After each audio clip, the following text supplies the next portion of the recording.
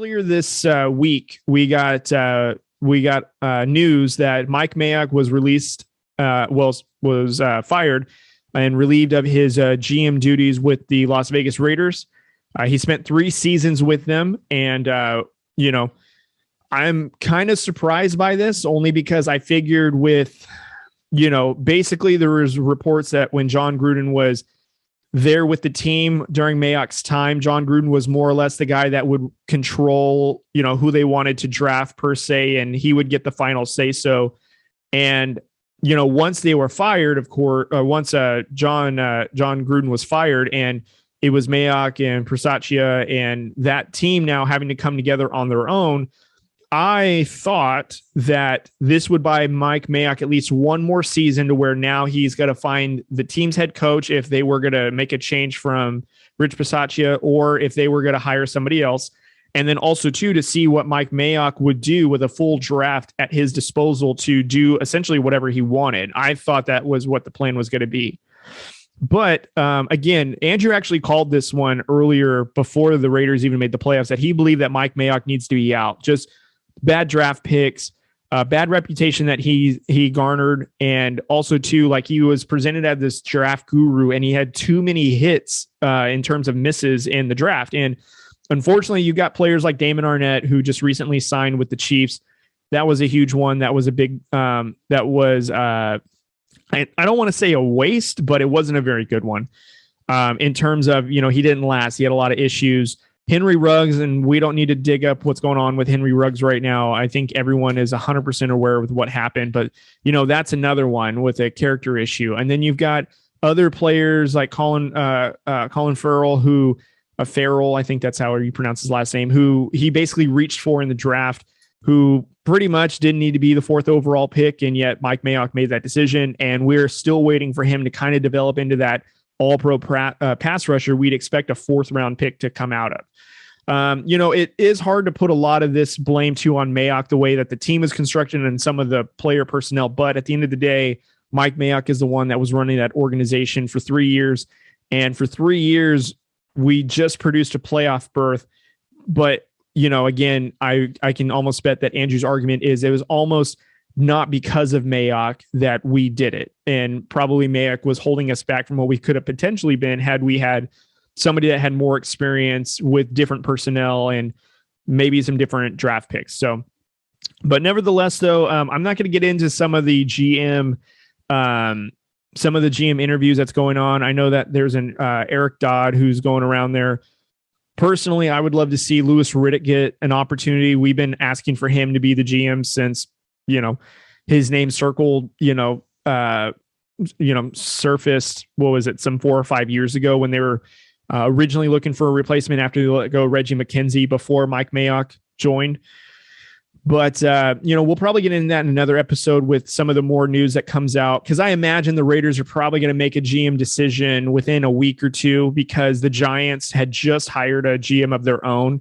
And I know that there's other teams that are also looking for a GM, so that the dominoes will probably fall in that respect. And then we'll see what happens from there. And we'll see who Mark Davis decides to hire. But, a big question that Andrew and I had talked about was, is Rich Bisaccia going to return as the Raiders head coach? Now, I'm not sure what Andrew's thoughts are about it. I can pretty much guess that it's a no.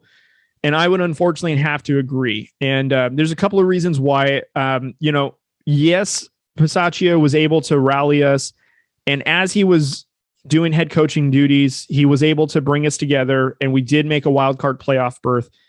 But, our offense still at times didn't seem organized. We had a lot of penalties. We weren't really disciplined, but yet Bisaccia did the best he could with what we had in a tumultuous season, with losing our head coach, losing our number 1 receiver, and a lot of the distractions around various other players and COVID and all sorts of other things. However, though, I would imagine that Andrew would probably feel the same way as I'm going to feel about what I'm about to say, which is, if you're going to already hit the restart button with the GM, you might as well do it with the head coach as well, because the new GM that comes in will probably bring in a head coach of their choosing anyways, and not keep who's in place. What I mean by that is, before Reggie McKenzie took over, we had an 8-8 season with Hugh Jackson, who was our head coach for a while. And if anyone remembers, that was a season where we lost Al Davis. And it was like one of our first seasons at being 500 that Hugh Jackson had gotten us to. The following season, Reggie McKenzie gets hired and they let go of Hugh Jackson and they bring in Jack Del Rio. And that's when we started getting some, we started becoming a little bit more relevant. And I think in Del Rio's second year, we then became 12-4. We made the playoffs. And, unfortunately, that was the last year that Derek Carr had broke his leg. He broke his leg that year, which he wasn't able to make. And now we've been, with Gruden since then, up until, of course, he got fired this season. And then we still made the playoffs in a wild card fashion. But, the trend in the NFL has always been when a new GM is hired and there's no head coach or there's a head coach in question, 9 out of 10 times that GM is going to make that head coach change. And at this point right now, if you are going to hire or fire your current GM, bring in another one, you might as well do the head coach as well. Start from scratch and go from there. And then the second biggest question is, should you keep Derek Carr? Now, I know that there's a lot of reports. It's a question of who the GM and who the head coach is if they're going to keep Carr. I think with how this season played out with, again, the distractions, the head coach, the players, I think this is, if ever there's a case to bring Derek Carr in and have him just be the Raiders, quarterback until the end of his career, such as like an Eli Manning, Ben Roethlisberger, who's basically now, I guess, without verbally committing to it, has retired. Matt Ryan, who has committed to the Falcons essentially for the rest of his career. I think we need to do the same for Derek Carr because, out of all the adversity that has gone through the Raiders, he's always been the singular player that has always been positive, has always been a great leader. He's respected in the locker room. And I don't think that you can lose a player like that, especially if you're in a rebuild. And Derek Carr is relatively young. And I've seen on Twitter with some other Raider fans and some other, other insiders that, we're 10 wins. We had a 10-win season. We just need a couple of things and we're competitive. But I think that we're probably even a year or two away from that, depending on how the draft goes and all that stuff. But, I would say that I think that we should sign Derek Carr to another long-term deal and keep him as the rest of the franchise's quarterback until he's ready to retire. Because if we let him go now, he's essentially the missing piece for another team to get a Super Bowl. Denver Broncos right now have been looking for a quarterback since Peyton Manning retired. The Cleveland Browns would probably pay a handsome ransom right now to get Derek Carr and to get rid of Baker Mayfield. Derek Carr is probably a missing piece for a team like the Browns. The Steelers would definitely be in the market for Derek Carr services. The Saints would be in the market for them. Seattle might even be in the market for them, for Derek Carr, So, there's a lot of question marks going on. I would be really disappointed if the Raiders made a change at quarterback. Would I understand it? Sure. They're basically hitting the reset button, which is what I was predicting was going to happen when, the whole Henry Ruggs thing happened, Damon Arnett, when we were basically in the, playoffs were a distant thought. There was no chance of us making the playoffs. And we had just lost to, I think it was either the Bengals or Washington, or I think maybe even the Giants. And we didn't look good. We didn't look like a good football team. And my thought was, we're going to hit the reset button. We're going to sit Carr, see what we have with Mariota, flip Carr for some assets, and then we're going to just rebuild in the draft and go from there. And, maybe my prediction of the Raiders not getting into the playoffs was wrong, but I don't think I'm wrong with the Raiders are probably going to rebuild. I mean, Andrew will make the point too that this is probably the worst quarterback draft class that's come out in a while. So there's probably nothing in this draft, but next year's draft could be different. So, who's to say that they don't sign Derek Carr to a franchise tender and just play it out for a year and see what happens. But, I think Derek Carr is somebody that should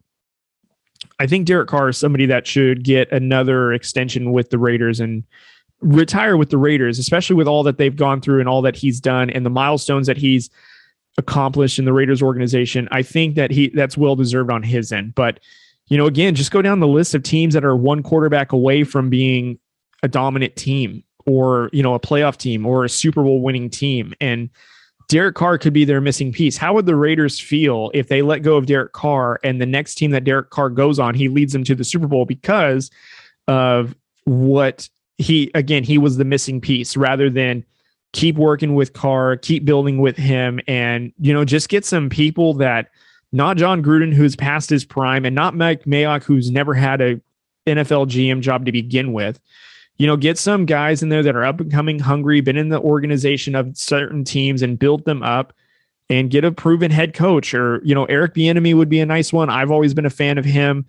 John Harbaugh, his name has been in the Raiders rumors for weeks now. And, to be truthful, John Harbaugh is Andrew's number one choice if there was a choice. I personally would like either Brian Flores or Eric Bieniemy. John Harbaugh, I mean, that's a great coach too. He turned around the Niners organization, relatively speaking, but there's just a lot of questions that the Raiders have, or that we have about the Raiders and what their direction is. We have some idea of what's going on and what we can predict, but it's going to really depend on when the GM is hired. And again, truthfully, I don't see Rich Biscassia keeping his, being the new head coach for the Raiders. I'd be shocked if that happened. But it's going to definitely be, an interesting offseason for the Raiders. And, Raider Nation, prepare for maybe a couple of seasons of not being so good again. And, and then maybe, we again flourish. But I wouldn't expect a playoff berth next year. I mean, we can go through free agency and see some players that are upcoming that we think could fill in and help at least. But, I don't know if the Raiders are thinking about putting some parts together to make another playoff run to maybe have a chance, or if they're just going to hit the reset button to make it a clean slate, which, in the time that I've been watching football, this is giving me a lot of vibes of just resetting and just starting over. And we could be looking at a 2 or 3 year project. So we'll see.